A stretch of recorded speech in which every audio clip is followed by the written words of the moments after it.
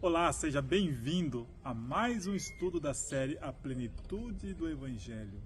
Sou o Reginaldo Rocha, evangelista e professor bíblico, e nós estamos aqui para estudar a Bíblia com você, para apresentar a você um método de estudo e interpretação da Palavra de Deus.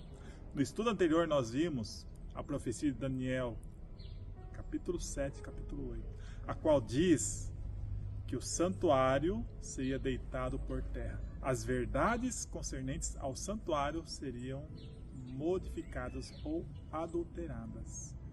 E realmente nós vimos que isso ocorreu. E hoje nós vamos estudar, vamos dar sequência a esse estudo. E nós vamos ver o que Deus fez. Qual a atitude de Deus para pôr fim a isso, para pôr fim a toda essa modificação que foi feita. Mas não deixe de compartilhar esse vídeo. Se você ainda não se inscreveu, se inscreva no nosso canal, deixe seu like e também seus comentários. O estudo de hoje daremos sequência à lei de Deus, ou os 10 mandamentos. Para a melhor compreensão é necessário, se você não assistiu o vídeo anterior, é necessário que você assista o vídeo anterior, para que compreenda o que nós iremos falar hoje. O livro de Daniel, capítulo 8, verso 11. Olha só. Sim, engrandeceu-se até o príncipe do exército. Dele tirou o sacrifício diário e o lugar do seu santuário foi deitado abaixo. O exército lhe foi entregue com o sacrifício diário por causa das transgressões e deitou por terra a verdade e o que fez prosperou. A palavra diz que o santuário foi deitado por terra. Todas as verdades do santuário foram deitadas por terra, modificadas, adulteradas. E olha só o verso 13, que interessante. Depois ouvi um santo que falava, e disse outro santo àquele que falava. Aqui Daniel estava tendo uma visão. E ele viu um santo falando, e o outro começou a falar com esse santo, dizendo o seguinte: até quando durará a visão do sacrifício diário da transgressão assoladora, visão na qual é entregue o santuário e o exército a fim de serem pisados? Então o santo começou a questionar o outro: até quando o santuário vai ser pisado? Até quando o engano prevalecerá? E aí vem a resposta, que está no verso 14. E ele me disse: até 2.300 tardes e manhãs, e o santuário será purificado. Nós estudamos já essa profecia das 2.300 tardes e manhãs. Porém, aqui diz que o santuário seria restaurado, purificado. Ou seja, também essas verdades relacionadas ao santuário também seriam restauradas. Não somente em relação ao juízo, ao julgamento que está acontecendo no céu, mas também as verdades viriam à tona. Elas seriam restauradas. Deus, em um determinado momento, levantou homens fiéis, homens comprometidos com a verdade, homens que foram iluminados pelo Espírito de Deus a levantar estas verdades novamente. Deus levantou homens reformadores. Um deles, Martinho Lutero, ao estudar a Bíblia, ao ser iluminado pelo Espírito de Deus, descobriu que nada do que podemos fazer nos torna merecedores da salvação. Que o único sacrifício, que é o sacrifício do nosso Senhor Jesus, é suficiente para perdão dos nossos pecados, para nos salvar. E ele passou a pregar por todos os lugares onde ele passava, restaurando assim o altar do holocausto, o sacrifício contínuo do nosso Senhor Jesus. Podemos citar John Smith e Roger Williams. Eles restauraram o batismo Eles defendiam que o batismo unicamente é válido se for por imersão. Se a pessoa tiver consciência das suas escolhas. E passaram a pregar esta mensagem, e a ensinar, e a batizar. John Wycliffe, ele passou a pregar que a verdadeira autoridade não vem de homens, não vem de mestres, não vem de líderes, mas e sim da Bíblia. A Bíblia é nossa única autoridade de fé. John Wesley, que ao pegar a Bíblia, saiu a testemunhar, saiu a pregar, a evangelizar, movido pelo poder do Espírito Santo, levantando assim o candelabro. 1 Timóteo capítulo 2, verso 5, diz o seguinte: porquanto há um só Deus e um só mediador entre Deus e o homem, Jesus Cristo, homem. João Calvino levantou o altar do incenso. Cada um foi levantando uma mobília do santuário que tinha sido derrubada. Deus, ele foi levantando homens para restaurar as verdades, de acordo com a necessidade do tempo. Olha só que interessante. Preste muita atenção agora. João capítulo 15, verso 4. Permanecei em mim, e eu permanecerei em vós. Como não pode o ramo produzir fruto de si mesmo, se não permanecer na videira, assim nem vós o podeis dar, se não permanecerdes em mim. Diz Jesus: eu sou a videira, vós os ramos. Quem permanece em mim e eu nele, esse dá muito fruto, porque sem mim nada podeis fazer. O verso 7. Se permanecerdes em mim e as minhas palavras permanecerem em vós, pedireis o que quiserdes e vos será feito. Jesus, ele fala da permanência nele. Nós estamos ligados a ele. Assim como a videira, os ramos são ligados à videira e os ramos produzem frutos, se nós estivermos ligados a Jesus, produziremos frutos também. Verso 8. Nisto é glorificado meu Pai, em que deis muito fruto, e assim vos tornareis meus discípulos. Aqui o verso 8 diz, se nós permanecermos em Jesus, seremos considerados seus discípulos. E tem uma palavrinha aqui que surge nesse texto, que é interessante. É o verso 9. Como o Pai me amou, também eu vos amei.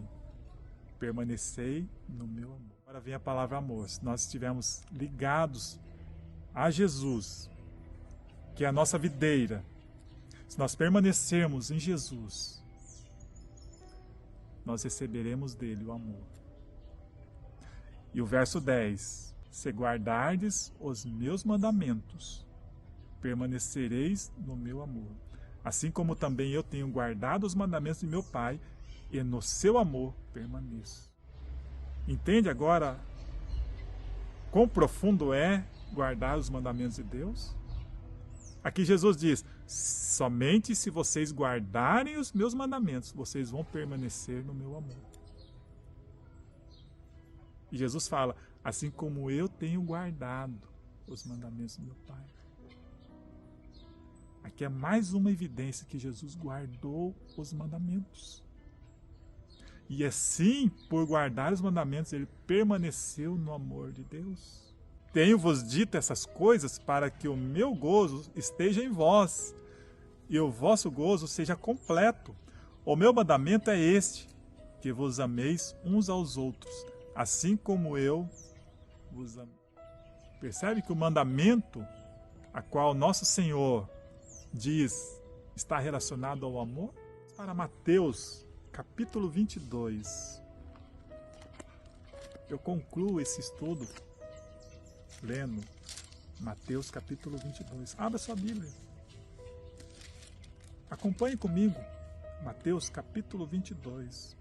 Um dos mestres intérpretes da lei foi até Jesus questioná-lo. E ele disse o seguinte: e um deles, intérprete da lei, experimentando, lhe perguntou: Mestre, qual é o grande mandamento da lei? Respondeu-lhe Jesus: Amarás o Senhor teu Deus de todo o teu coração, de toda a tua alma e de todo o teu entendimento. Este é o grande e primeiro mandamento. O segundo, semelhante a este, é: amarás o teu próximo como a ti mesmo. Destes dois mandamentos dependem toda a lei e os profetas. Pode dizer, ou você mesmo pode dizer para mim: mas Reginaldo, aqui não está falando que a lei é o amor? Sim, aqui está falando. A lei é o amor a Deus, acima de tudo, e ao próximo como a mim mesmo, como a ti mesmo. Exatamente isso. Mas olha só que interessante. O verso 40. Desses dois mandamentos dependem toda a lei e os profetas. Jesus diz: desses dois mandamentos dependem toda a Bíblia. Não somente a lei, mas toda a Bíblia. Portanto, se você ama a Deus sobre todas as coisas, sobre todo o teu entendimento, e ao teu próximo como a ti mesmo, você está guardando toda a Bíblia. Você está obedecendo toda a palavra de Deus. Porque toda a palavra de Deus está fundamentada no amor. João disse que Deus é amor. A definição de Deus é amor. Portanto, toda a palavra de Deus está pautada no amor. Consegue compreender? Quando Deus criou o homem, Ele colocou no homem o seu amor. Ele não precisou escrever numas tábuas de pedra: não adulterarás, não matarás, não roubarás, não furtarás. Ele não precisou escrever, porque Deus deu a essência, que é o amor, ao ser humano. E o ser humano, com a entrada do pecado, ele foi se degradando cada vez mais, até o ponto que Deus viu a necessidade de ampliar e tornar mais fácil para o homem compreender o que é o amor.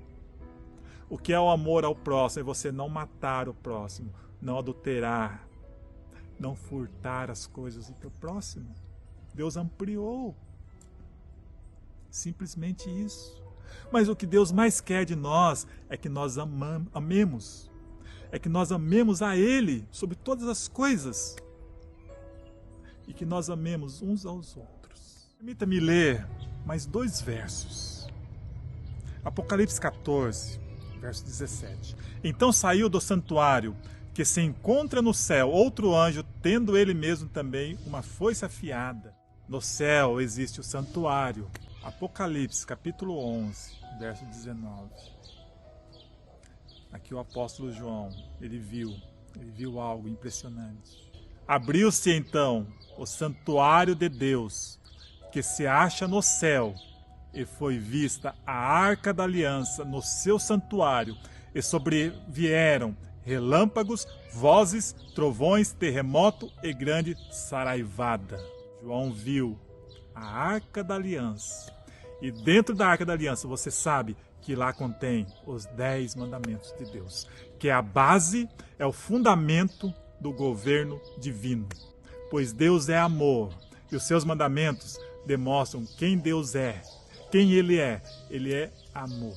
E querem mexer, Satanás, ele quer destruir a imagem de Deus. Por isso que ele quis destruir o santuário e deitar por terra todas as verdades, principalmente o que contém na arca, principalmente os 10 mandamentos. Você entendeu por que tantas pessoas afirmam que a lei foi abolida, que os mandamentos de Deus foram abolidos? Você entende por que Jesus disse, lá em Mateus 24, que surgiriam falsos mestres, falsos profetas, ensinando mentiras? As profecias estão se cumprindo.